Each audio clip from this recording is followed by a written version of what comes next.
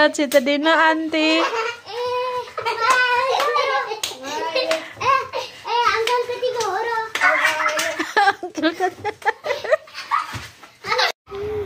Hi guys, good morning.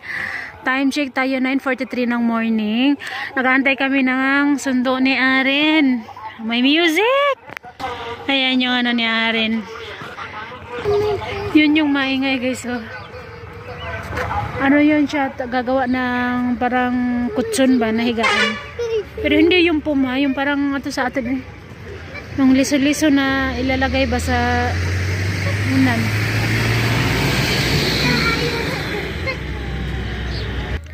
Tingnan nyo yung daan ng kasada namin guys. Oh. Maganda na no.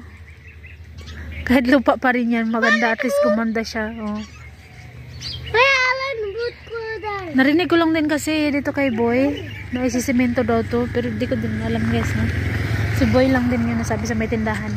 Boy or Lola sa atin. Kuya lagi.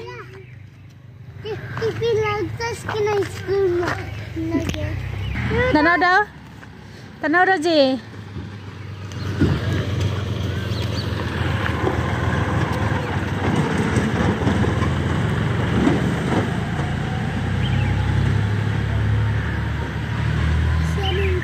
Hmm?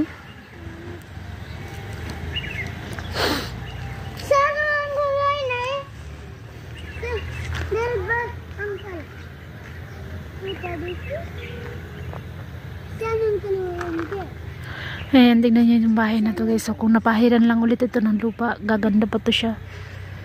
Ayan. Dito kasi sa kanila is pag di mo approve yung semento, ang ginagawa nila is yung lupa. Ang pinapangpahid nila, mixed dayami. Ayan.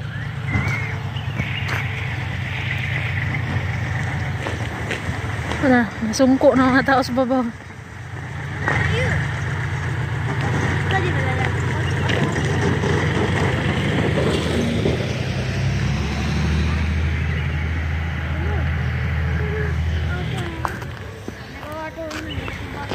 Basa sa'yo natin. Uncle. Uncle ni. Mami. Baba nun sa. Mami iglay beno. Kina guys ito.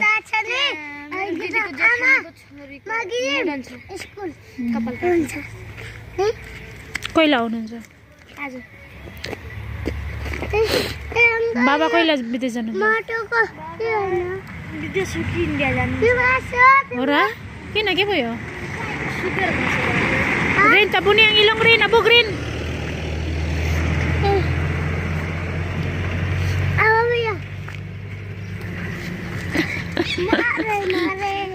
Tinanong ko si Aren bakit hindi siya nagsapatos. Sabi niya, wala lang, ayaw ko lang. Samukan man ko siya good magsapatos.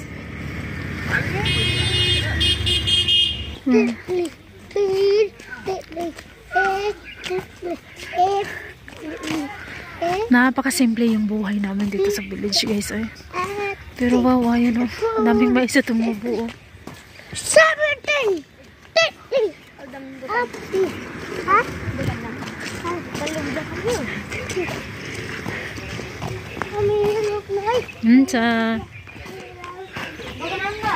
Guys, magandang tanghali.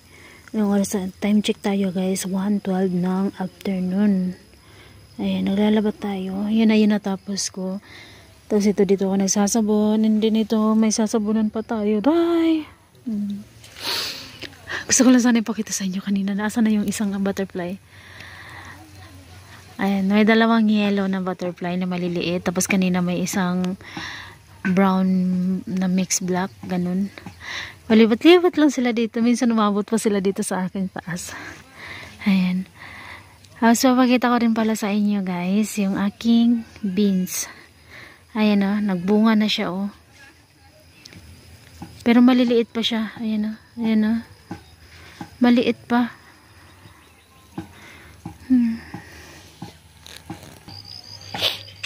Tingnan nyo yung ano natin guys, halaman.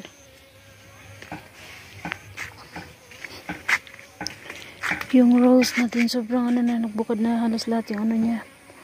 Flowers. Ang gaganda. Tuyo na naman dito ulit yung ano. Ang bilis lang matuyo ng lupa guys, no? Pero didiligin ko yan dyan mamaya. Dito lang na part ang bilis matuyo kasi yung dito, okay pa naman siya, basa pa naman siya. Ayan.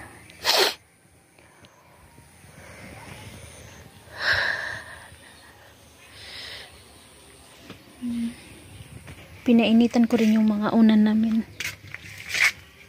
And then yung mga kumot namin. Next video ba naman sige? Hi guys, tignan nyo si Jano. Ayan. Birthday niya yan ngayon. Pinutol nila yan puno ibenta para pambili ng cake. Yung mga sanga-sanga lang. Ang ano talaga niyan guys, mabibenta yung mga damo ng mga puno na yan. Mga dahon-dahon ba? Damo noon. Mga dahon-dahon ng mga ano na yan ba? Puno. Pero yung kahoy, siyempre sa kanila yan. Uy. Pinutol nila para daw may pang-cake. Kahit pang-cake lang. Katibor sa bayo sa ano? Sotra bayo? Happy birthday! Hara, sotra bayo? Sotra kakipan na. Oh. So nagtanong ako sa kanya kung ilang taon na siya. Sabi niya is 17 na daw. Sabi ko naman 17 or 15. 17 daw talaga. Panra is 15. Satra is 17. Satra 17 ni kuya. Nagtanong muna ako kay Ayman. Para di magkamali. RG! Ano yung piyanan kong babae. Nagtitiktok yan sa Jaanday. Ako naman, nakakatapos ko lang maglaba. Tsaka ito yung mga nilaban ko kahapon. Ayan. Diyan ako naglalaba na guys. Kasi pag doon sa loob malamig. Eh dito ako naglalaba. Kahit pa paano mainit. Tapos nagputol-putol din ako ng dulo-dulo ng mga puno to. Ay, yung mga dahon ng halaman ko. Ayan. Ginunting ko lang. Ito yung gunting na gamit ko. Nahabol na dyan. Sige, ginamit ako ng gunting-gunting sa bulak. Ayan.